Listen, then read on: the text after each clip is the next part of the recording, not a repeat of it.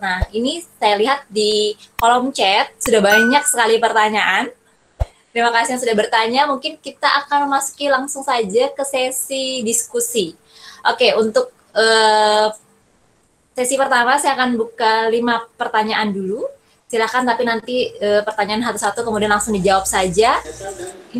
Ini saya lihat ada penanya pertama dari Sobat Desa Esti Handayani Hardi. Mungkin bisa secara langsung pertanyaannya, monggo. Oke, terima kasih Mbak. Jadi tadi sangat menarik ya yang disampaikan Prof. Rusnandi dan juga Mbak Utami tadi, luar biasa itu. Saya dari Kalimantan Timur. Saya dari Samarinda, saya dari Universitas Mula Warman. Jadi yang mau saya tanyakan itu bagaimana ya memotivasi masyarakat. Jadi sebenarnya kalau di Kalimantan ini kan luas tanahnya, tapi memotivasi untuk memulai melakukan urban garden gitu-gitu tadi yang disampaikan Mbak Utami tadi, itu gimana caranya memotivasi? Itu yang pertama. Terus yang kedua pertanyaannya tadi yang saya tertarik dengan polybag yang di dinding tadi ya, itu namanya apa ya? Kemudian nanti mungkin saya bisa sambil cari-cari gitu bagaimana metode untuk memulai membuat yang seperti tadi itu. Mungkin itu Mbak yang saya sampaikan. Terima kasih. Terima kasih Bu Esti Handayani. Mungkin ini pertanyaannya lebih ke Mbak Tanti ya, karena bagaimana memotivasi, bagaimana mengajak masyarakat untuk memulainya itu lebih susah, karena sebenarnya kalau di Kalimantan lahan terbatas itu bukan jadi masalah ya, Bu Esti ya. Ya, monggo Mbak Tanti bisa dijawab. Biasanya apa yang dilakukan untuk memotivasi masyarakat, minimal masyarakat sekitar itu bagaimana bisa tertarik untuk membudidayakannya?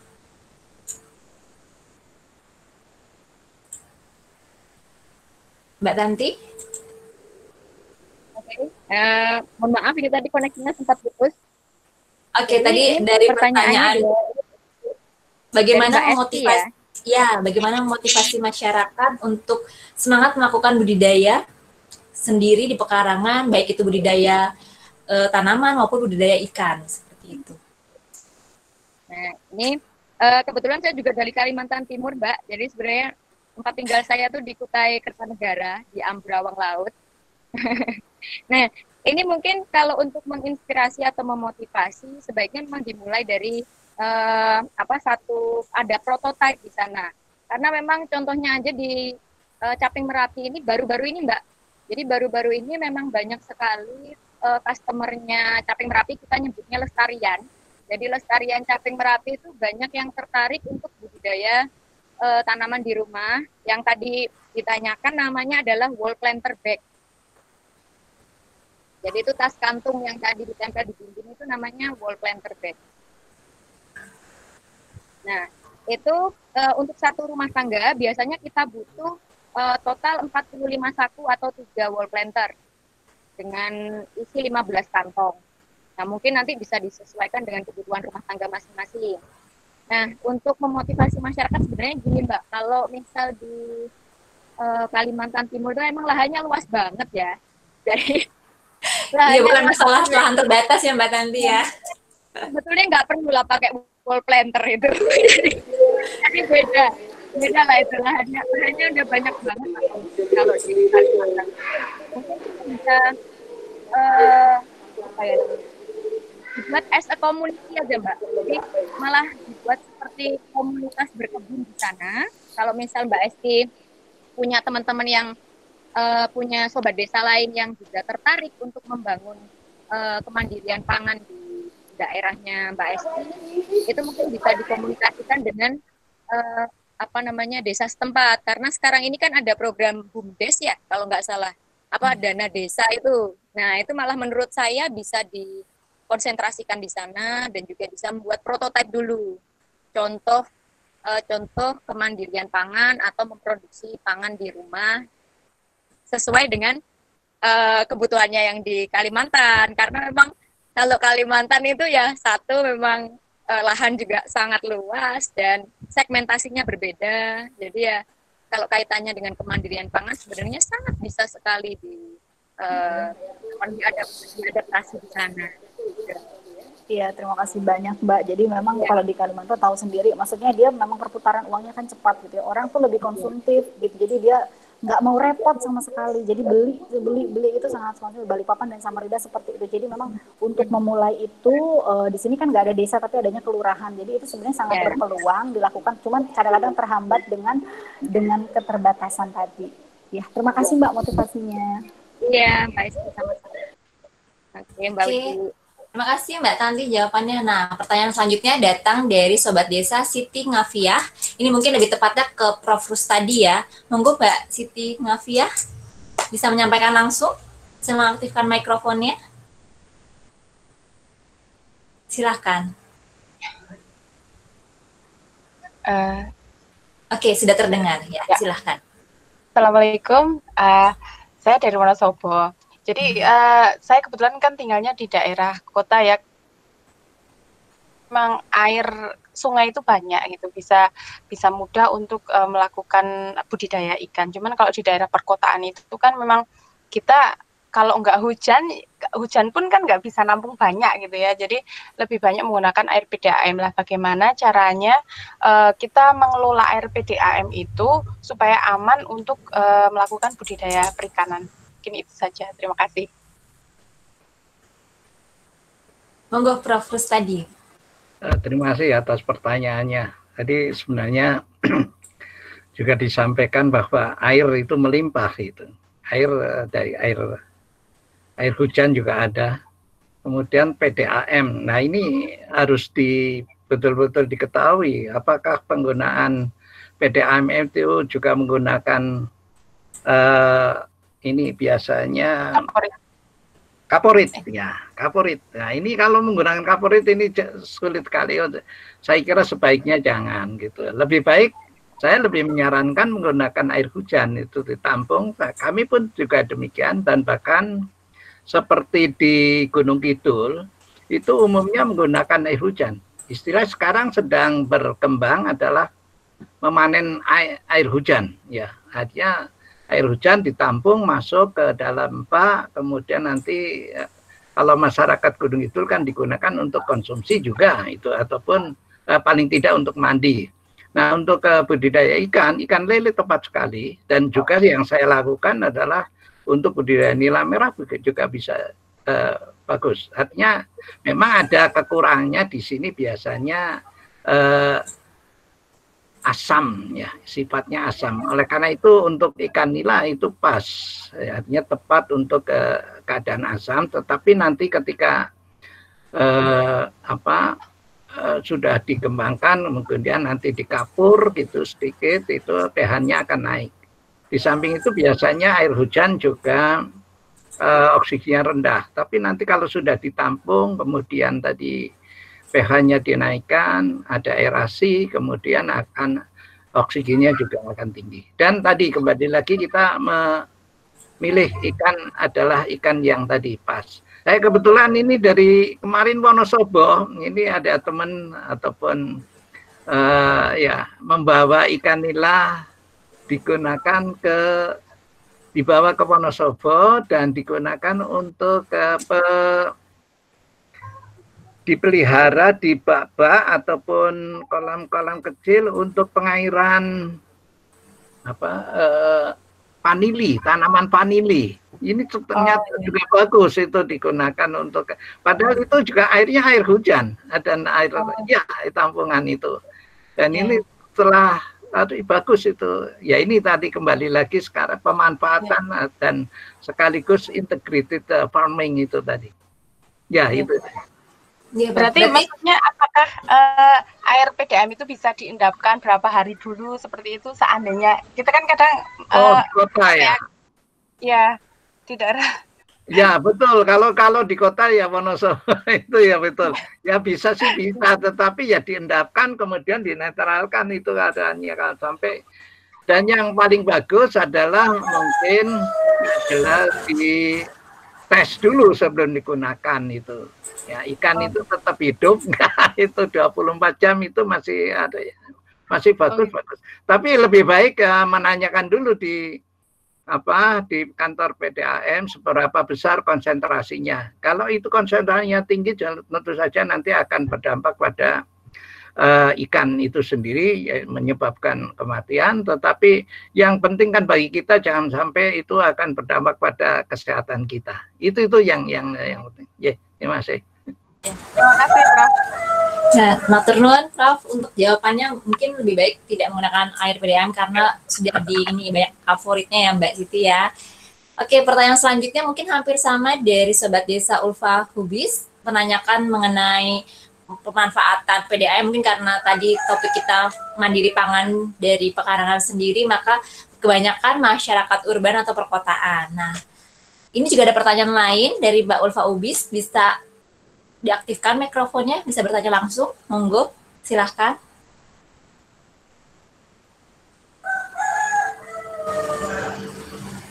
Mbak Ulfa Hubis. Oke, adakah? Kalau nggak ada, saya mohon izin untuk menyampaikan ini pertanyaannya tadi sama mengenai air PDAM, kemudian yang kedua, sepertinya sudah sedikit dijelaskan oleh Mbak Tantri tadi bahwa ditanyakan berapa lahan minimum yang harus dimiliki. Kalau tadi Mbak Tantri cerita ini sekitar 1 kali 6 meter saja sudah cukup ya Mbak Tantri ya. Seperti sudah terjawab dari penjelasan, mungkin karena tadi ditulisnya sebelum Mbak Tantri menyampaikan. Tapi ada pertanyaan selanjutnya. Tertarik dengan indoor gardening, tetapi masih bingung dengan penyinaran untuk tanaman terutama sayuran. Apakah ada standar teknis untuk penyiraman sayuran pada tanaman indoor gardening? Seperti itu. Mungkin Mbak Tantri punya pengalaman mengenai pertanyaan indoor. Ya, terima kasih Mbak. Mungkin untuk pertanyaan yang indoor gardening itu kami belum pernah ada pengalaman untuk membuat indoor gardening, terutama untuk produksi sayuran. Tapi memang ada teknologi yang sudah dikembangkan di Cina dan juga di Singapura. Kalau untuk indoor gardening itu memang ada gelombang cahaya yang memang digunakan gitu. Jadi memang ada lampu yang memang diset untuk bisa memproduksi sayuran itu di dalam rumah. Nah, kalaupun memang indoor gardening itu masih memungkinkan dengan cahaya yang cukup, artinya itu bisa tetap menanam tanaman sayuran ataupun tanaman herbal di dalam rumah atau mungkin di teras dapur. Nah, tapi kalau cahayanya kurang, itu biasanya tanamannya yang tinggi hanya batangnya saja, Mbak. Jadi akan terjadi etiolasi atau yang terjadi adalah tidak ada produksi daun atau sayuran daunnya, tapi hanya batangnya saja yang meninggi. Gitu. Mungkin pertimbangannya kalau ingin belajar tentang indoor garden bisa browsing di YouTube untuk produksi sayur atau how to produce vegetable indoor. Itu ada yang sudah produksi secara massal pun ada. Gitu. Oke, Mbak Tantri, terima kasih. Memang kalau di budidaya pertanian sendiri untuk indoor gardening itu biayanya lebih tinggi pasti karena banyak energi yang dibutuhkan. Yang kalau di luar, di outdoor itu kita pakai matahari langsung, tetapi kalau di indoor kita kan pasti butuh energi lain untuk menggantikan energi matahari, mungkin seperti itu. Oke, selanjutnya pertanyaan ini masih sama untuk Mbak Tanti bahwa dari Gontom, Sobat Desa Gontom bisa mengaktifkan mikrofonnya untuk bertanya langsung, silahkan. Tes dulu, Mbak. Monggo Pak, silahkan. Suaranya muncul ya? Iya. Oke. Terima kasih Bu Moderator, Prof, dan Bu Tanti ya. Ini mengenai pemanfaatan teknologi informasi. Oh ya, sebelumnya saya perkenalkan Gontom Kifli, peneliti di Balai Pengkajian Teknologi Pertanian Kalimantan Barat, Pontianak. Nah, banyak peserta dari Kalimantan ya hari ini. Ya. Untuk Bu Tanti, Mbak Tanti tadi di dalam pemasaran ya, ataupun dalam penyediaan saprodi dalam pandemi ini kan berusaha untuk tidak langsung bertemu dengan konsumen ataupun produsen ya. Nah, ini pemanfaatan teknologi informasi atau dalam ini handphone apakah dimanfaatkan atau apabila sudah sampai sejauh mana pemanfaatannya? Mungkin itu saja Bu Moderator. Terima kasih. Wassalamualaikum warahmatullahi wabarakatuh. Warahmatullahi wabarakatuh. Monggo Mbak Tanti. Oke, Pak Gotong. Ini mungkin kalau selama ini yang saya gunakan untuk pergerakan terutama untuk marketingnya itu memang menggunakan ya Instagram, Pak, karena memang saat ini selain generasi rebahan yang masih muda itu kan generasi rebahan, terus bapak-bapak ibu-ibu juga sekarang sudah mulai melek teknologi, artinya mungkin 1 kali 24 jam juga mereka tidak lepas dari HP dan sosial media kan. Jadi mungkin pemasaran untuk sayuran atau tanaman sayuran yang nanti bapak ibu sediakan di balai, atau mungkin di balai itu menyediakan apa-apa aja yang ada, itu aja yang ditawarkan ke pasar, Pak. Jadi sistemnya adalah untuk sayuran kita itu Capim Merapi menjualnya dengan sistem pre-order. Jadi apa yang kita sediakan itu yang kita jual. Kalau nggak ada ya tidak perlu dipaksakan gitu. Dan kalaupun pre-order itu memang tidak ada barangnya hari itu, mungkin bisa kita usahakan di hari berikutnya. Nah, semuanya sistemnya adalah delivery, Pak. Jadi kita pengantaran. Sayuran pun kita antarkan, untuk wall planter pesanan dari customer juga kita antarkan. Jadi memang yang kita tawarkan adalah delivery services, karena memang saat ini lebih aman memang meminimalisir kontak langsung ya, Pak, terutama untuk kunjungan langsung di tempat-tempat publik seperti Capim Merapi ini kan sebenarnya tempat pelatihan, dan kami hanya melakukan pelatihan secara online gitu. Ya mungkin itu, Mbak. Ya, terima kasih Mbak Tanti. Begitu jawabannya Pak Gontong. Ya, terima kasih. Ya, mungkin sekarang memang Instagram lebih banyak diminati oleh generasi milenial, di mana semuanya harus pakai foto baru benar. Kalau nggak ada foto itu hoax ya. Padahal sebenarnya kadang-kadang foto juga belum tentu benar. Oke, terima kasih jawabannya. Ini kembali ke pertanyaan selanjutnya dari Sobat Desa Geraldi. Tapi pertanyaannya hampir sama, ini dari Sulawesi Utara sebenarnya. Karena pertanyaan hampir sama, saya coba bacakan saja. Kebetulan menanyakan dari kamar kos untuk bertani, apakah bisa dari segi penyinaran dan memanfaatkan sinar matahari yang sangat sedikit gitu. Jadi mungkin ini saya bisa jawab sendiri karena tadi sudah jawab oleh Mbak Tantri, penyinaran itu sebenarnya butuh energi lain, tetapi kalau cahaya matahari yang sedikit mungkin bisa memilih tanaman yang membutuhkan cahaya matahari sedikit, mungkin begitu ya Mbak Tantri ya. Jadi seleksi tanamannya, ya nggak semua tanaman bisa ditanam. Tanamannya saja yang selektif gitu ya, memang terhadap sedikit cahaya. Oke. Untuk selanjutnya ini datang dari Fakultas Pertanian UMY. Monggo Bu Retno Wulandari, silahkan bisa mengaktifkan mikrofonnya untuk bertanya langsung. Terima kasih Mbak.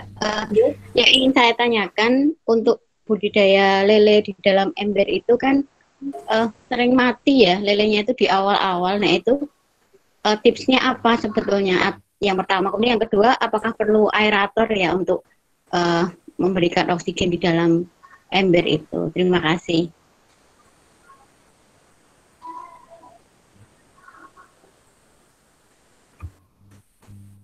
Boleh dijawab langsung? Oke, monggo Prof. Silakan. Jadi betul, ini biasanya untuk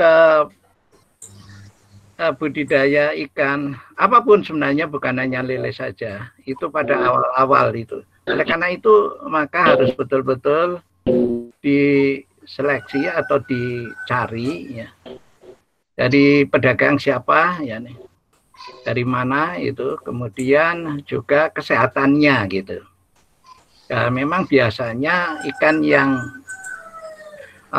sudah misalnya dari pasar ya, pasar. Kalau dari pasar itu kan biasanya sudah lama dijajakan gitu ya, di luar itu. Itu mungkin dia juga akhirnya sudah kurang sehat. Nah, oleh karena itu meskipun mungkin secara fisik mungkin masih bagus itu ya. Nah, oleh karena itu maka lebih baik itu milik ya dari balai benih ataupun pembenihan ya, para pembenih. Jadi bukan bakul di pasar gitu loh.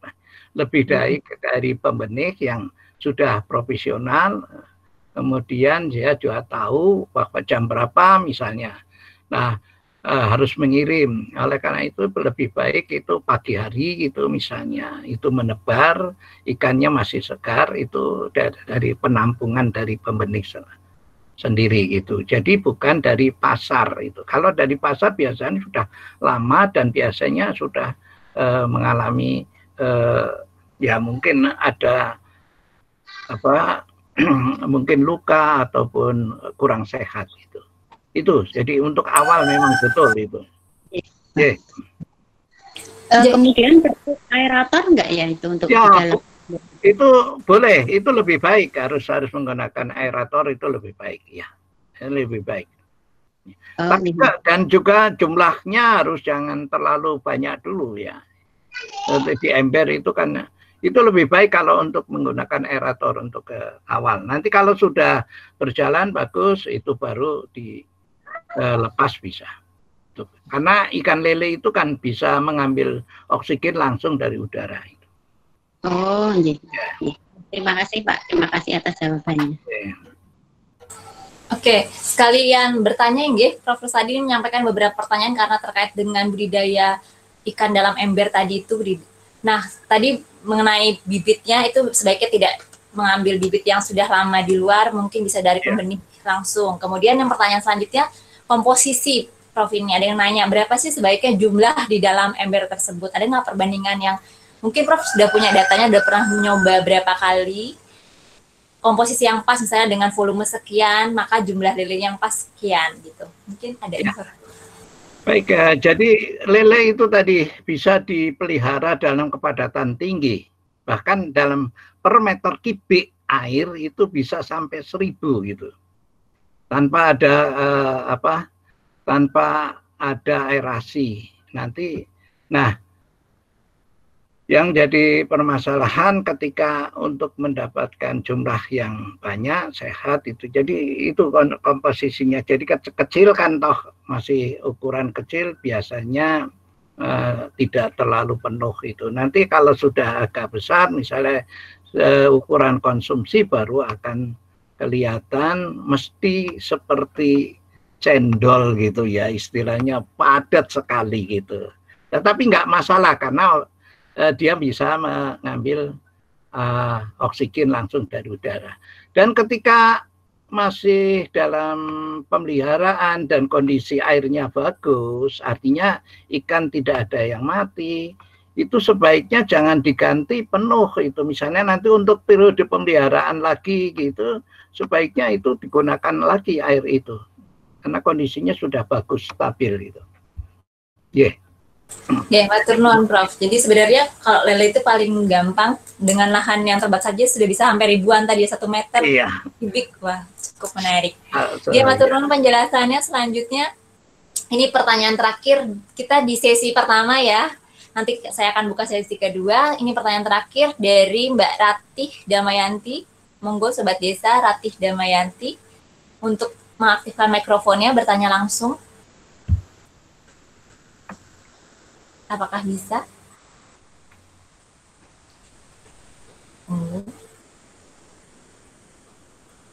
Mbak Ratih.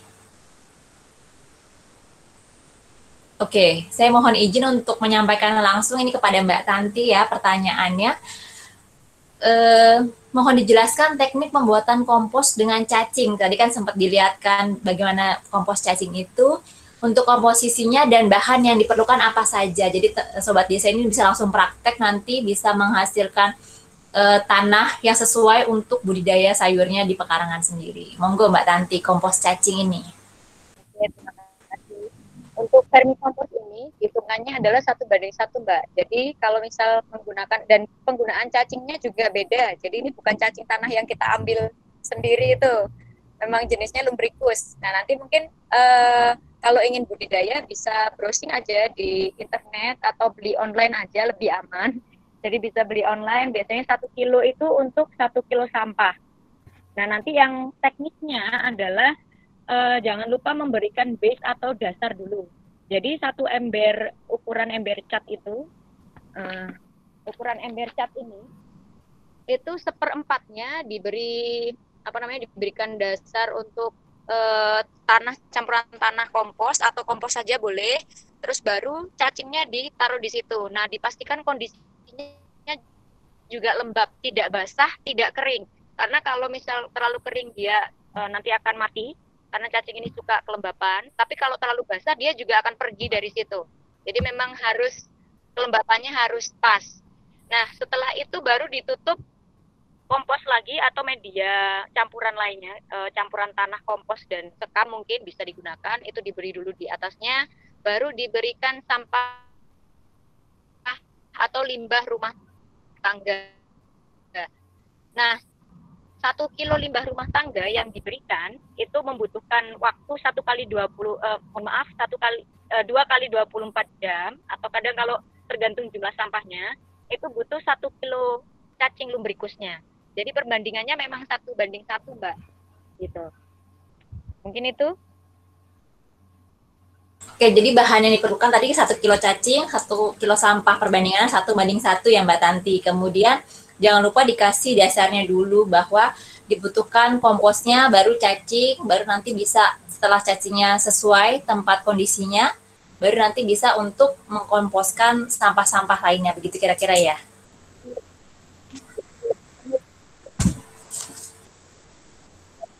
Halo Mbak Tanti. Oke. Oke, kita sudah masuki sesi pertama dari diskusi. Rata-rata sangat tertarik sekali untuk bagaimana bisa memulai membudidayakan tanaman ataupun menghasilkan sumber protein dari halamannya sendiri. Tapi karena banyak keterbatasan informasi, mungkin sharing kita hari ini bisa menambah sedikit wawasan bagaimana kita bisa mendapatkan air yang sesuai, karena rata-rata di sini pada menyampaikan, contohnya saya bacakan dari Bu Catur, ini menggunakan air PDAM, digunakan untuk air ikan hias, ternyata baru beberapa hari saja sudah tidak bertahan, begitu ya Prof. tadi ya. Jadi ternyata pengetahuan-pengetahuan yang sederhana itu kita belum tahu, kita pikir air PDAM karena kan airnya bersih, jernih, itu cocok untuk ikan, tapi ternyata ada kandungan yang tidak sesuai tadi. Terima kasih Prof. sudah disampaikan bahwa sebenarnya malah air hujan atau air sumur lebih sesuai untuk budidaya ikan tadi. Mungkin itu pengetahuan kita yang dari kita dapatkan untuk teman-teman atau sobat desa dapatkan. Oke, untuk selanjutnya kita akan memasuki sesi kedua. Ini sebenarnya banyak sekali pertanyaan saya dapatkan dari chat. Kita masuk sesi kedua. Untuk yang kemudian bertanya, silahkan kepada sobat desa Samsul Muarif. Monggo untuk mengaktifkan mikrofonnya. Baik, terima kasih. Assalamualaikum warahmatullahi wabarakatuh. Selamat siang. Waalaikumsalam warahmatullahi wabarakatuh. Terima kasih kepada Bu Uci atas kesempatannya. Saya Samsul Muarif dari UGM mau bertanya. Tadi dijelaskan oleh Ibu Kustanti Utami terkait pemanfaatan air limbah lele yang digunakan sebagai pupuk yang perlu didekomposisi terlebih dahulu. Bisakah dijelaskan cara teknis tentang pendekomposisian air limbah lelenya tersebut untuk diaplikasikan kepada tanaman? Terima kasih.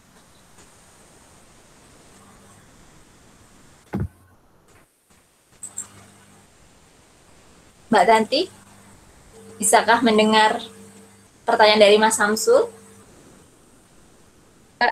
Bisa Mbak. Oh ya, monggo. Ya, terima kasih Mas Samsul. Ini mungkin kalau expertnya itu mungkin bisa ditambahin oleh Prof tadi juga ya. Ya, ini didukung ya Prof. Nanti ya, ditambahin. Ya, Prof. Jadi ini yang selama ini kami gunakan itu air itu memang secara regulasi itu bergantian kita mengambil air yang sudah keruh itu kita panen, terus kita taruh di ember khusus, terus kita beri E4. Jadi kita beri prebiotik, baru kita tunggu 14 hari, baru kita aplikasikan ke tanaman. Nah mungkin teknisnya seperti apa nanti bisa saya jawab lewat teks ya. Nah untuk airnya yang sudah berkurang tadi, kita isi air yang baru, kita tambahkan air yang baru. Gitu. Mungkin ada tambahan dari Prof tadi, selaku yang lebih. Enggak Prof tadi untuk menambahkan. Ya, terima kasih. Saya kira memang inilah integrasinya. Jadi memang dari budidaya lele tadi biasanya bahan organiknya itu kan tinggi sekali. Dan itu kandungan nitrogennya yang paling banyak karena biasanya kalau menggunakan pakan buatan biasanya, sehingga biasanya unsur organik karbon itu berkurang. Tapi tadi sudah disampaikan bahwa penggunaan EM4 yaitu biasanya kan probiotik terutama Bacillus itu kan untuk mempercepat proses dekomposisi dari bahan organik yang ada, sehingga tadi limbah dalam bentuk ikatan-ikatan yang ikatan berat molekulnya tinggi itu menjadi sederhana sehingga menjadi unsur hara yang lebih tersedia. Sebagai contoh misalnya kalau tadi mungkin dalam bentuk protein atau mungkin ikatan yang lebih tinggi menjadi unsur yang lebih tersedia, misalnya nitrat ya yang bisa diserap langsung oleh tumbuhan gitu. Demikian pula untuk yang lain. Jadi memang betul tadi sehingga sebaiknya menggunakan probiotik meskipun sebenarnya tanaman terutama biasanya kangkung ataupun akar yang biasanya masuk ke dalam air itu kan langsung menyerap unsur hara yang tersedia, terutama nitrat, fosfat itu, atau mungkin kalium atau unsur hara yang lain. Jadi memang sebaiknya tadi dari katanya penggunaan probiotik akan lebih tepat, lebih cepat untuk diserap. Dan biasanya memang justru kalau limbah budidaya ikan sebelum dibuang, misalnya kalau dibuang itu ke perairan umum itu memang menggunakan hidroponik atau yang tanaman itu kan kemudian airnya akan lebih bersih itu karena diserap oleh tanaman. Saya kira itu mungkin ya. Masih. Matur nuwun Prof. Rustandi dan Mbak Tanti.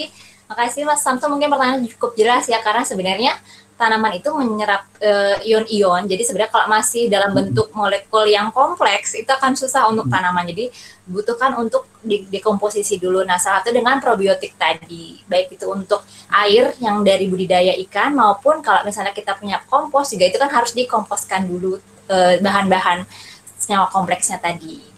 Oke, selanjutnya dari tadi kita sudah mendapatkan pertanyaan dari timur, dari Kalimantan. Selanjutnya kita masuk ke tengah, dari Jawa Tengah. Ini ada Sobat Desa Arinia Triwidyastuti, monggo dari Dinas Pertanian dan KP Kabupaten Sragen. Monggo diaktifkan mikrofonnya untuk menanyakan langsung. Arinia, Ibu Arinia. Apakah bisa mengaktifkan mikrofon?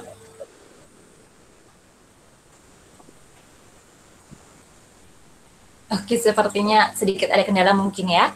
Oke, saya sampaikan, mohon izin.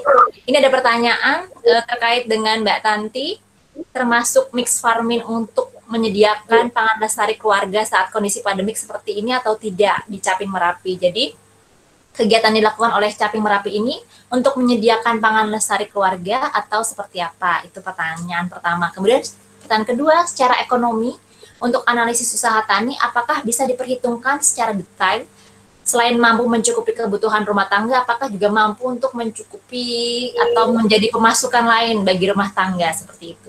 Monggo Mbak Tanti. Terima kasih.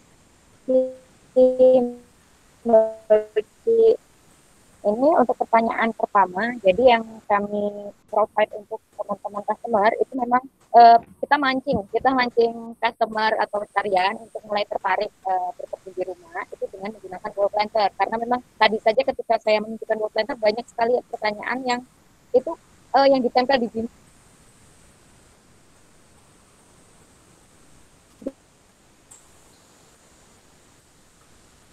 apa. Jadi memang karena secara estetik itu menarik, kemudian muatika itu mau digunakan untuk konsumsi keluarga juga tidak memakan tempat gitu. Nah, untuk analisis usaha taninya, sebetulnya ini kalau misal digunakan selain memenuhi kebutuhan pangan keluarga, itu ada side product yang cukup banyak yang memang bisa didistribusikan di luar keluarga, artinya ditawarkan ke tetangga atau mungkin malah dari kebutuhan rumah tangga itu bisa ajak teman-teman tetangganya yang lain sampai itu bisa suplai untuk yang teman-teman kita atau masyarakat perkotaan. Nah, karena masyarakat perkotaan itu pasti sangat kesulitan sekali untuk memperoleh kebutuhan pangan di rumah, terutama lahannya memang sangat terbatas sekali, apalagi yang sampai padat penduduk yang sama sekali tidak ada space sekali untuk menanam. Nah, mungkin itu yang bisa dijadikan peluang ya, terutama di daerah pedesaan atau mungkin yang kita yang tinggalnya di Jawa, itu di Jawa Tengah, terus Yogyakarta, Jawa Timur, itu sebenarnya bisa mensuplai kota-kota besar seperti di Jakarta yang memang sangat padat sekali, karena mereka juga butuh suplai pangan yang kontinu gitu. Dan untuk memproduksi sendiri di rumah itu cukup terbatas sekali ya, untuk memproduksi dengan kondisi vertikultur saja mungkin sangat terbatas sekali gitu. Ya mungkin itu Mbak Uci. Terima kasih Mbak Tanti jawabannya. Jadi memang harus menarik minat dari masyarakat itu sendiri, kemudian bagaimana bisa mensuplai untuk kebutuhan pangan.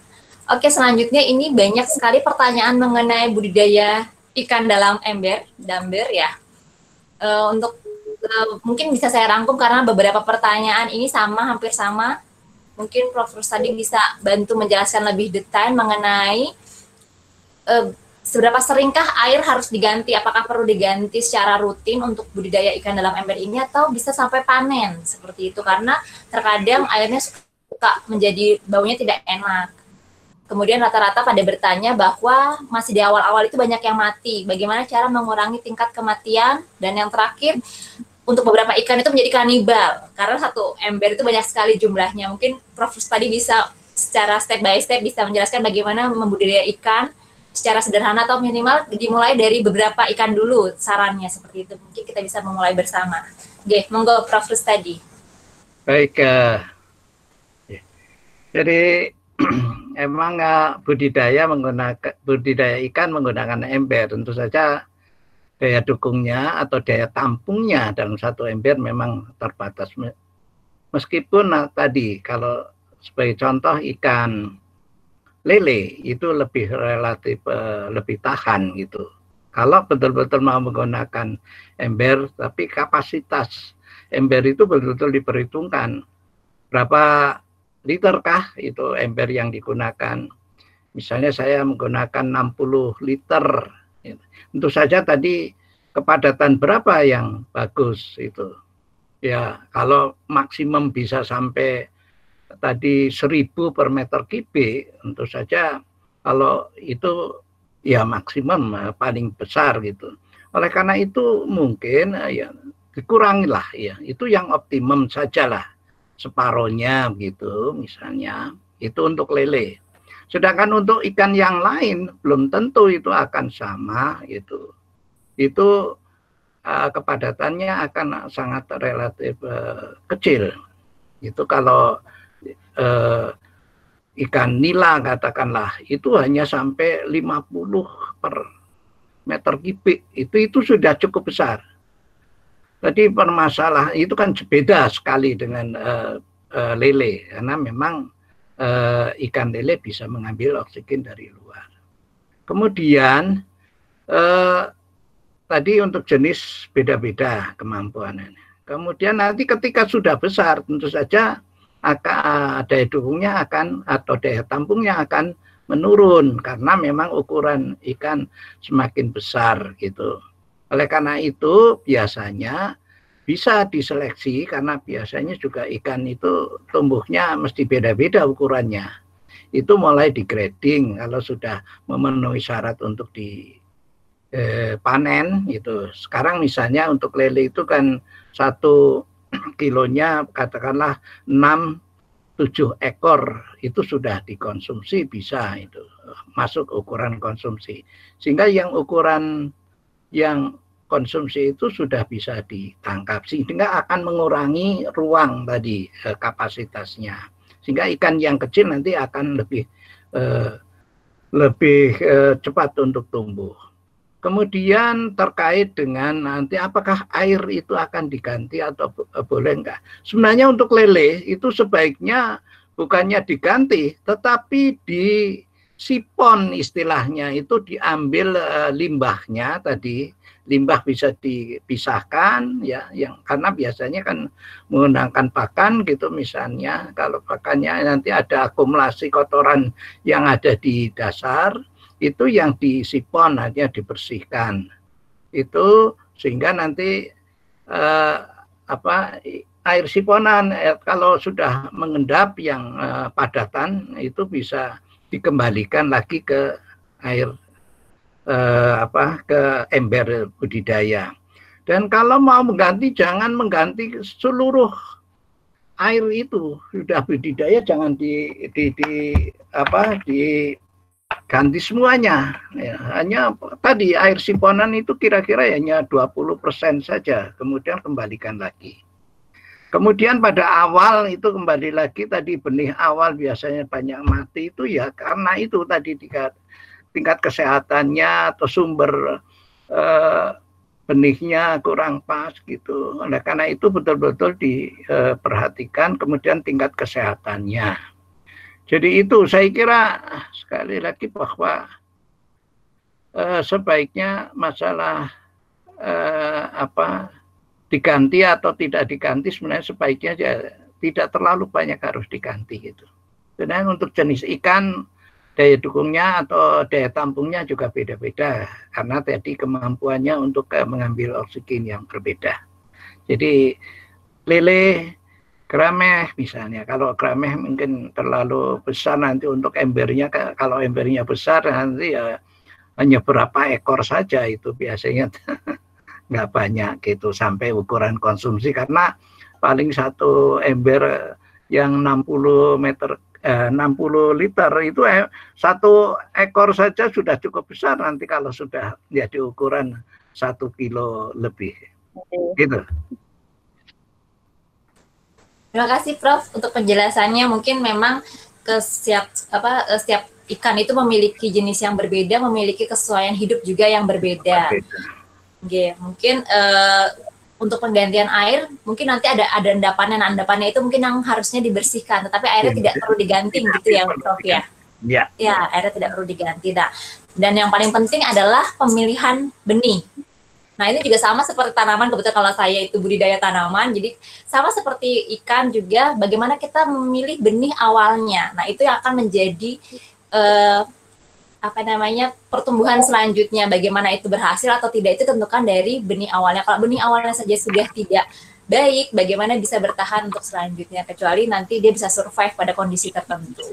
Jadi matur nuwun Prof. Untuk selanjutnya ini ada dari kita balik lagi ke timur, dari Makassar, dari Universitas Cokro Aminoto di Makassar, ada Sobat Desa Marliana. Monggo Marliana bisa mengaktifkan mikrofonnya.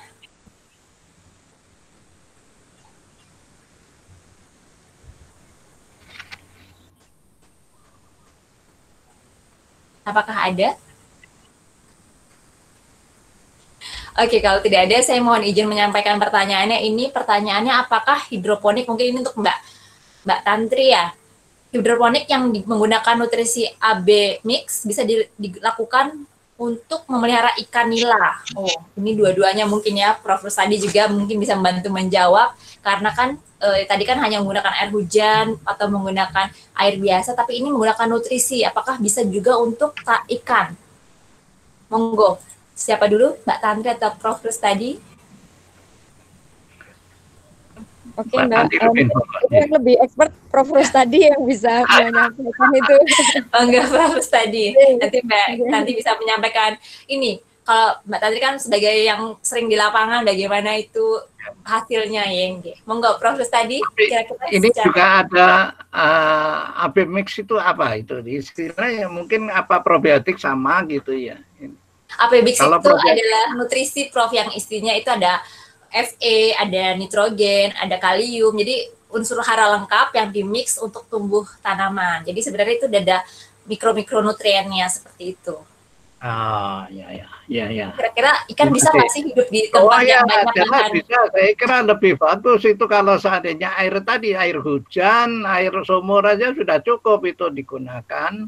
Kemudian nanti ditambah AB mix, jelas akan bagus ya, nanti digunakan untuk budidaya ikan. Nah, ini karena nanti kata tadi nutrien yang ada itu akan lebih mendorong pertumbuhan fitoplankton. Fitoplankton. Karena unsur tadi disampaikan oleh Mbak Uci bahwa itu unsur-unsur hara yang langsung bisa dimanfaatkan fitoplankton, itu akan mendorong pertumbuhan fitoplankton. Padahal yang namanya nila itu adalah ikan pemakan fitoplankton utama atau plankton feeder itu. Dia kan makanya hidup di permukaan itu di samping lebih banyak memanfaatkan fitoplankton yang terapung dan juga memiliki filter ya, artinya pada insangnya untuk menangkap atau mengumpulkan tadi plankton. Jadi tentu saja bisa itu, dan bahkan itu menjadi pupuk, malah istilahnya kan seperti pupuk cair yang memperkaya unsur nitrogen dan mungkin fosfat atau unsur yang lain. Ya, menggunakan air hujan atau air sumur yang pada umumnya kurang begitu subur, itu akan disuburkan dengan adanya pemupukan cair ini. Saya kira itu.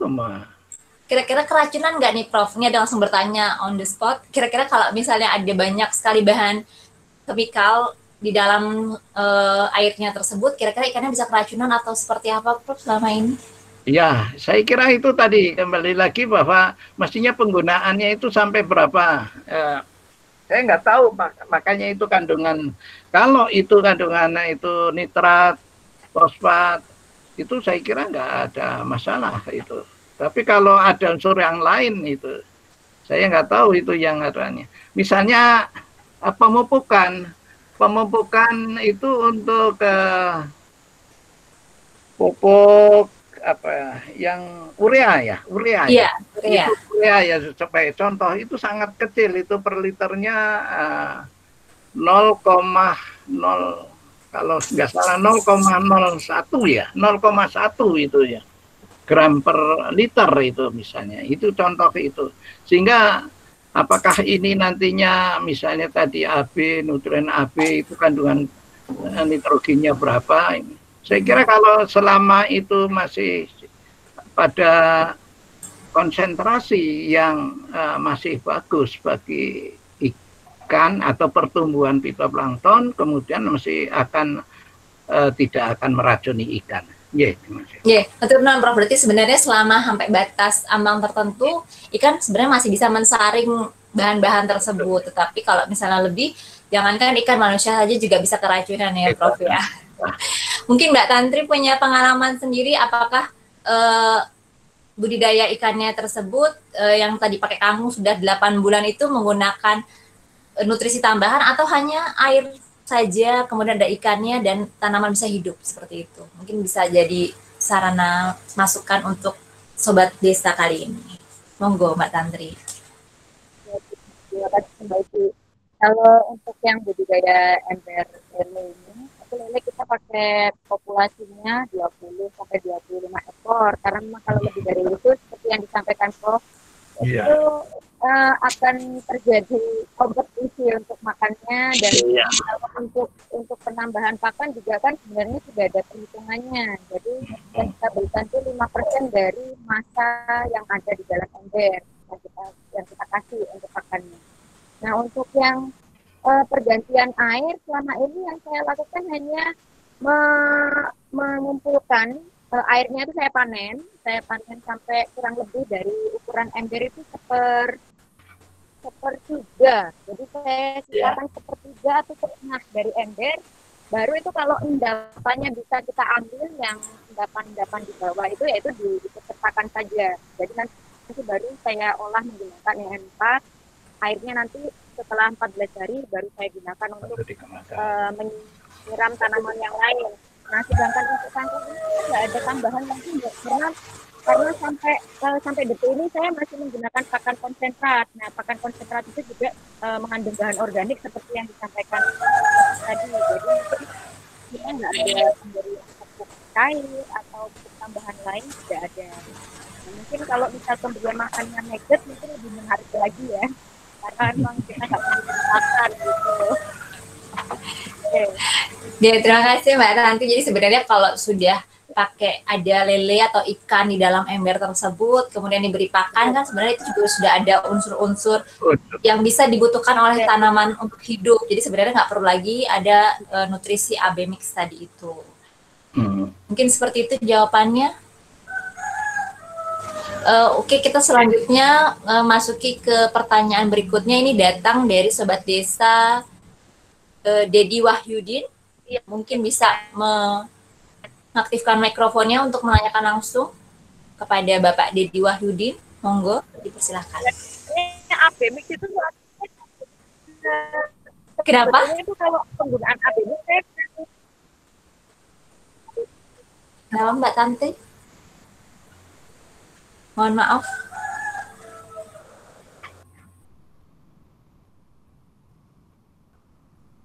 Maaf Mbak, koneksinya putus-putus. Gimana Mbak Tanti? Suaranya kurang terdengar. Ya, Iya. koneksinya terputus. Oke, gimana tadi pertanyaan tentang AB mix? Ya. Kalau untuk yang AB mix itu memang itu kan sebenarnya kandungannya juga chemical fertilizer, tapi memang dalam bentuk cair ya. Sampai detik ini juga memang belum ada produksi AB mix yang organik yang dikomersilkan. Jadi memang menurut saya juga untuk budidaya dalam ember tidak diperlukan penambahan AB mix itu sih. Ya. Ya, memang tidak diperlukan karena ternyata sudah disediakan sendiri. Makanya kenapa budidaya ikan serta tanaman secara bersamaan dalam satu ember itu menjadi integrated farming sendiri, karena ternyata tanaman bisa mendapatkan nutrisi dari air ikan itu, kemudian ikan juga bisa tetap hidup di dalam embernya itu. Oke, ini tadi saya meminta untuk Dedi Wahyudi, bisakah mengaktifkan mikrofonnya? Tunggu saya lihat di chat, tidak ada. Oke, rata-rata tidak bisa mengaktifkan mikrofon, tapi bisa mengaktifkan fitur kameranya. Oke, saya bantu bertanya untuk Sobat Desa dari Dedi Wahyudi, ini dari Universitas Asahan. Bagaimana cara meningkatkan permintaan pasar terhadap hasil hidroponik? Karena hasil produksi susah dijual. Nah, mungkin Mbak Tanti punya kiat-kiatnya ini, bagaimana bisa memasarkan hasilnya dari Caping Merapi sendiri, mungkin bisa berbagi tips. Monggo, Mbak Tanti. Ini mungkin pengalaman pribadi juga, Mbak. Jadi selama ini kami punya kebun ukuran 3.000 meter untuk kebun produksi, 3.000 meter persegi. Namun untuk penjualannya itu kesulitan. Nah, itu sebelum saya di sini memang ternyata masalahnya itu bukan kita di menanamnya, tapi memang bagaimana orang tahu apa yang kita tanam. Artinya kita cari pasar dulu, baru nanam, gitu. Jadi ini bahasanya lain, Mbak. Jadi kalau secara ekonomi bukan kita nanam terus menyediakan pangan untuk menawar-nawarkan ke pasar atau ke pelanggan, tapi memang kita cari aja pelanggannya dulu. Kita cari pelanggannya, nanti di situ kita tahu harus memproduksi sayur jenis apa dan mau dibuang kemana. Artinya mau nanam sayur jenis apa dan jumlahnya berapa, itu bisa diperhitungkan semua. Tapi kalau misal kita sudah nanam terus baru mencari pasar itu cukup sulit. Itu yang sudah kami alami. Nah, saat ini mungkin yang bisa dengan coba adalah mencari pelanggan yang memang membutuhkan skala besar untuk sayuran nih, sayur apa tadi? Sayur selada ya? Hidroponik, iya. Untuk hidroponik. Hidroponik selada. Kalau mungkin hidroponik selada, saya kurang tahu juga ya. Kayaknya lebih banyak itu ke supermarket besar ya kalau yang jenis selada. Karena memang yang konsumsi selada kalau di masyarakat Indonesia sendiri sebenarnya tidak cukup tinggi untuk konsumsi selada, kecuali memang yang memang dia raw vegan atau mengkonsumsi makanan mentah ya. Jadi untuk penjualannya mungkin harus di ini dulu, mencari potensi pasarnya dulu. Jadi kalau untuk Caping Merapi sendiri kita punya sekitar 200 pelanggan untuk sayurannya, dan itu rutin kami suplai dari Caping Merapi, terus kebun di Turi itu ada sekitar 2,5 hektar. Jadi memang kita suplai dari dua tempat. Itu terutama, dan ada beberapa sayuran organik yang kami ambil dari apa namanya, kopeng kaki merbabu itu. Jadi ada petani mitra kami yang memproduksi, contohnya kentang yang memang tidak bisa diproduksi di Caping Merapi, terus wortel yang tidak cukup bagus diproduksi. Saya pernah nyoba karena memang apa mungkin dari segi agronomis mungkin Mbak Uci lebih tahu ya, kalau wortel sebenarnya lebih cocok untuk ditanam di dataran tinggi. Nah, ini kemarin saya sempat nyoba untuk menanam wortel dataran tinggi di dataran rendah di Caping Merapi, tapi hasilnya tidak memuaskan, sekalipun memang bisa dikonsumsi dan mampu menghasilkan gitu.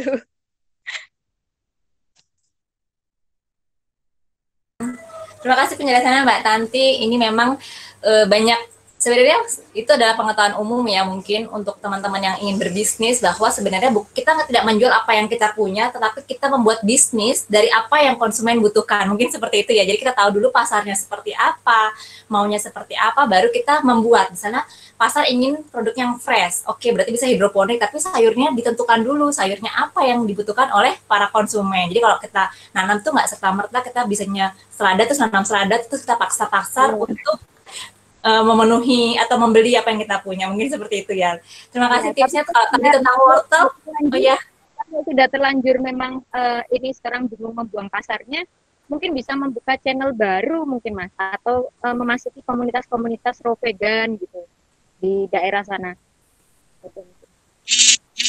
Atau yang paling gampang adalah gini, ketika kita punya produk, lempar ke pasar dulu biar mereka coba. Katanya kalau nggak nyoba itu kan belum tahu rasanya kayak gimana gitu ya. Mungkin itu usulnya. Terima kasih masukannya Mbak Tanti tentang tadi wortel. Sebenarnya ini saya sharing sedikit ya. Wortel itu ada dua jenis, ada wortel untuk dataran tinggi, berarti dia butuh suhu yang rendah. Kemudian ada wortel yang di dataran rendah. Kebetulan budidaya Fakultas Pertanian ini sedang mengembangkan tanaman wortel di dataran rendah, berarti dengan suhu tinggi itu di Pantai Samas. Kebetulan juga berhasil berumbi, tetapi kualitas umbinya masih dalam perbaikan. Kami masih memperbaiki kondisi lingkungan yang kira-kira bisa sesuai, karena meskipun berumbi tapi sedikit berkayu. Nah, itu kan yang jadi masalah, bahwa konsumen lebih senang yang crunchy gitu. Betul. Yang saya produksi di Caping Merapi juga berkayu.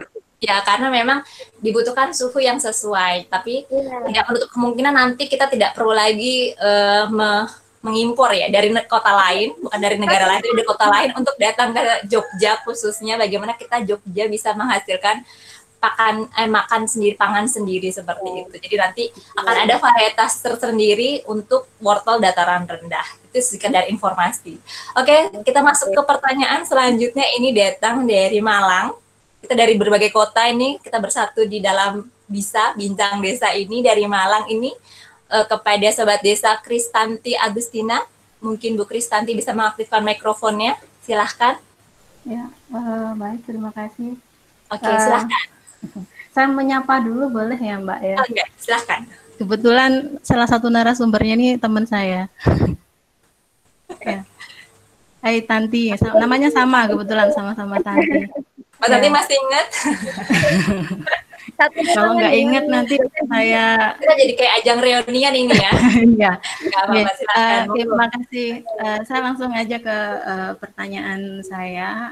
Saya sampaikan untuk Prof. Rustadi. Selama ini kan kalau saya lihat budidaya ikan itu kan memanfaatkan lahan di bawah. Maksudnya langsung di media tanah, ataupun kalau di suatu tempat itu langsung di permukaan tanah. Nah, apakah memungkinkan kalau kita budidaya ini di lantai 2 rumah gitu? Karena kebetulan rumah saya ini nggak punya lahan, dan kalau saya mau membudidayakan itu di lantai 2 di ruang terbuka, apakah itu lingkungannya memungkinkan? Itu pertanyaan saya. Terima kasih.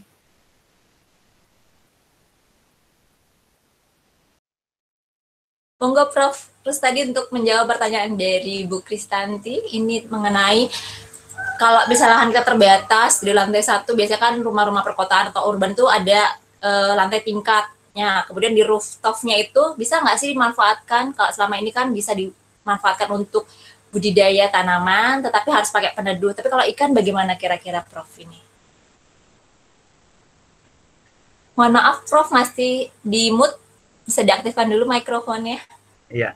Angge, monggo. Ya, saya kira mudah-mudahan lantainya tidak lantai 5 atau 6 ya. Kalau biasanya kan semakin naik ke tinggi tempat, ya, lantai itu kan akan semakin tinggi pula suhu, ya, artinya semakin rendah gitu. Mestinya demikian, apalagi di Malang gitu.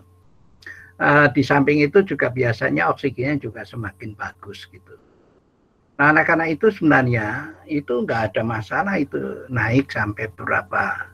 Pokoknya yang penting kalau ikan itu batasnya biasanya sampai 800 meter di atas permukaan laut, itu pertumbuhannya kurang baik. Meskipun kondisi itu airnya bagus misalnya karena oksigennya akan tinggi, tapi biasanya suhu lingkungannya secara tetap itu akan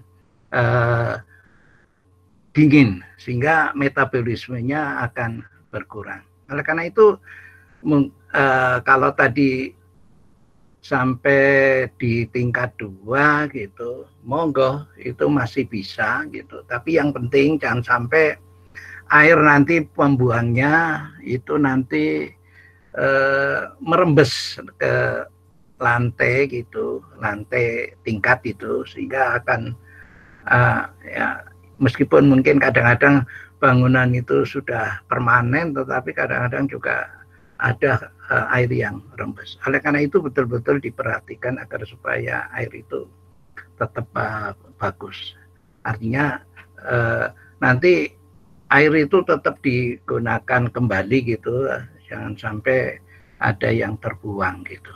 Saya kira itu nggak ada masalah gitu, artinya sampai ke tingkat lebih tinggi gitu. Apalagi nanti dengan tadi hidroponik dan lain sebagainya dipadukan gitu. Saya kira itu. Prof tadi begitu, Bu Kristanti, jadi siap untuk bisa membudidayakan ikan dari lantai 2. Nanti kita tunggu juga update-nya bagaimana hasil budidayanya nanti bisa di-sharing pada diskusi berikutnya ya. Oke, selanjutnya ini datang dari Gresik, Jawa Timur. Pada Sobat Rohmantin Agustina, bisa mengaktifkan mikrofonnya untuk menanyakan langsung mengenai budidaya ikan ini sepertinya. Silahkan.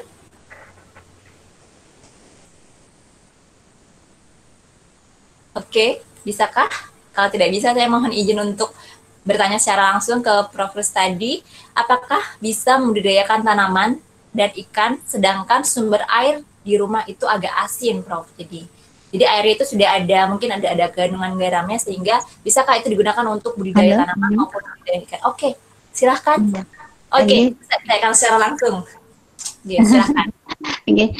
Matur nuwun. Ini Prof sama Ibu Tanti, ini di tempat saya, di lingkungan saya, ini kan airnya asin, agak-agak asin gitu. Jadi kemarin itu saya deder pepaya, itu semi-semi mati gitu, Prof. Jadinya, aduh ini gimana ini ya? Ini hampir satu kawasan itu menika asin menika. Lah apa yang bisa kami budidayakan, baik itu tanaman maupun air yang bisa untuk kebutuhan di rumah kami itu. Matur nuwun. Baik, untuk asin sebenarnya saya kebetulan di rumah ini di daerah Sleman itu kan jauh dari pesisir, berapa 30-an ya, 30-an. Saya membeli air asin untuk budidaya udang, Pak, Bu. Oh. Saya untuk budidaya udang, bisa itu udang Paname itu kebetulan ada yang ukuran sudah konsumsi, ada yang baru benih gitu. Jadi kalau memang mau digunakan untuk budidaya ikan, memang ya pilih ikan ataupun udang yang tahan asin. Jadi salah satunya udang. Dan udang Paname itu tahan pada salinitas yang rendah itu. Atau mungkin ya itu yang paling kalau ikan nila juga bisa tahan, itu bisa. Karena ini sampai tahan, nah itu yang jadi pertanyaan, berapa salinitasnya itu. Saya yakin mungkin sekitar 5, paling-paling di apa ya, dicicipi kayak gitu, mungkin asinnya seperti asin masakan ibu atau enggak? Prof, ini kok Mas, kita pakai ini Prof, kita pakai mandi kebutuhan rumah itu ya pakai air sumur ini karena jauh dari PDAM Prof. Nggih. Oh, nah ya kalau begitu kan sebenarnya masih bisa itu digunakan. Kemudian kalau ibu sebaiknya sebenarnya kalau memang lebih mau menambah air yang ya mungkin nanti ya ada sedikit asin, itu air hujan itu ditampung untuk bisa dicampurkan nanti, meskipun nanti mesti ada agak asin sedikit, tapi itu kan dicampur akan lebih bagus, seperti air hujan secara umum itu kan lebih tawar daripada air tanah ataupun mungkin air pasang surut, itu jelas itu dari daerah Gresik, Lamongan itu kan umumnya kan ya biasanya bisa begitu. Nah itu biasanya ikan nila itu tahan, itu digunakan. Kemudian tadi untuk agar supaya bisa untuk menanam tanaman, yaitu tadi ketika hujan coba ibu nanti mengumpulkan air, menampung, itu dicampurkan. Kemudian kalau mau tanaman apa jenisnya, itu Bu Uci itu yang nanti akan menjelaskan bagaimana untuk berapa jenis tanaman yang mungkin tahan terhadap salinitas berapa gitu. Ngatan mungkin ini. Nggih, matur nuwun Prof. Nggih, Prof, terima kasih. Mungkin itu ya tadi ikan, memang ada beberapa ikan jenis tertentu yang bisa tahan pada kondisi asin, kemudian malah bisa untuk budidaya yang lain seperti udang, Bu. Jadi nggak mesti harus ikan, malah sumber protein lain, malah udang lebih mahal harganya ya, kemarin 70.000. Harganya masih menarik. Kemudian tadi kalau misalnya ditanyakan tentang tanaman, kebetulan kalau misalnya tanaman yang bisa tahan itu kan kita banyak membudidayakan sayuran-sayuran di daerah pantai Samas, itu ada ada cabai itu bisa, kemudian ada tomat itu malah bagus pada kondisi air yang agak asin. Kenapa? Karena buahnya akan jadi lebih manis. Kalau dari beberapa penelitian, iya. Tapi perlu cukup untuk medianya, misalnya tanahnya yang sesuai. Tetapi kalau air, kalau dalam kondisi yang pas, jadi tetap bisa untuk dibudidayakan. Jadi jangan khawatir, banyak tanaman yang mungkin 1-2 itu mati, tetapi banyak yang akan survive, banyak yang akan bisa bertahan. Gitu. Kalau tanaman-tanaman sayuran pada umumnya lebih tahan dibandingkan dengan tanaman-tanaman hias biasanya. Seperti itu, ya. Kami itu yang pasir itu ya Mbak ya, yang daerahnya berpasir ya. Iya, di Pantai Samas itu kebetulan Fakultas Pertanian UGM itu banyak mengembangkan penelitian di sana atau bekerja sama dengan petani di sana, karena memang harus banyak modifikasi agroklimat seperti suhunya, seperti kandungan garamnya. Jadi sebenarnya mereka matinya bukan karena air tanahnya asin, tidak, air tanahnya itu air tanahnya tawar, tetapi udara tersebut membawa garam dari laut. Nah itu yang akan menempel di daun. Nah yang menempel di daun itulah maka yang menyebabkan tanaman mati karena kebakar. Gitu. Jadi sebenarnya bukan karena air dekat itu, iya bukan karena asin, tapi karena daunnya tersebut tertutup oleh garam sebenarnya itu. Jadi kalau selama penyiramannya di akar itu tidak apa-apa, akar itu bisa mencari kok air-air yang sesuai untuk tumbuhnya seperti itu. Kalau dasar teorinya ya, Ibu. Kemudian ini kita sepertinya sangat seru, masih ada 1 menit lagi. Mohon maaf, 1 pertanyaan lagi silahkan kepada Sobat Desa dari Sulawesi Barat. Kita ke barat, kita ke timur lagi. Ini ada Sobat Desa Andi Irmayanti. Silahkan bisa mengaktifkan mikrofonnya untuk bertanya secara langsung. Apakah bisa?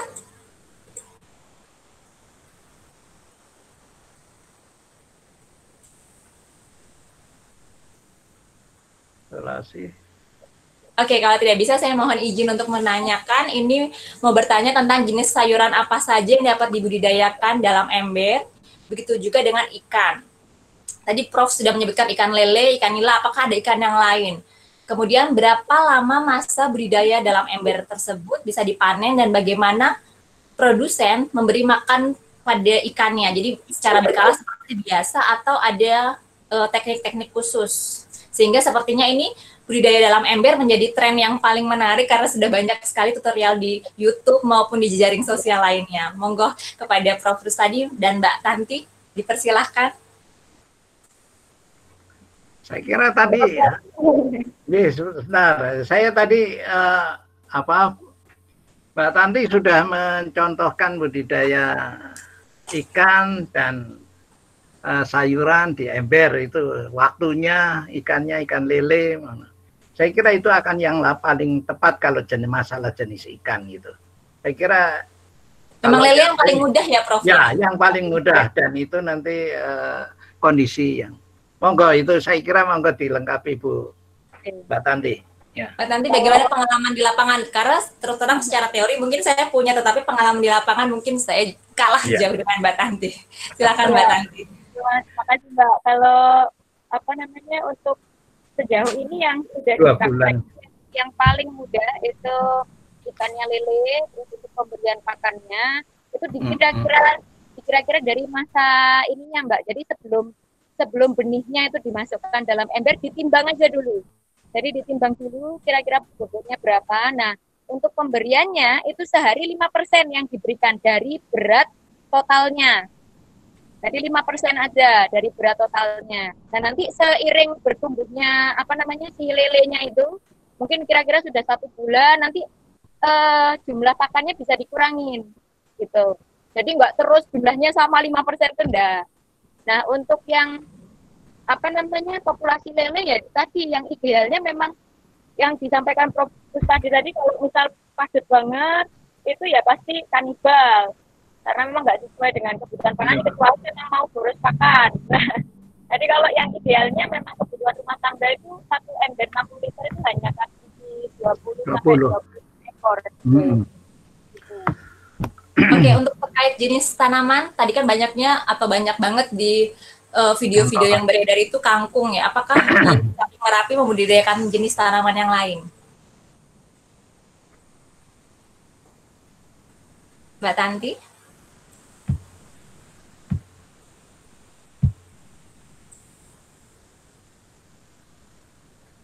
Oke, sepertinya Mbak Tanti mengalami kendala jaringan. Ya. Tadi betul Bu, itu kalau saya ingin nambahkan untuk yang lele betul itu ya. Jadi masalah pemberian pakan itu tadi 5% itu awal. Tapi bisa juga akan kalau memang pengen lebih cepat ya diberikan istilahnya sesukanya gitu. Itu akan lebih cepat itu. Kalau tadi 2 bulan itu bisa.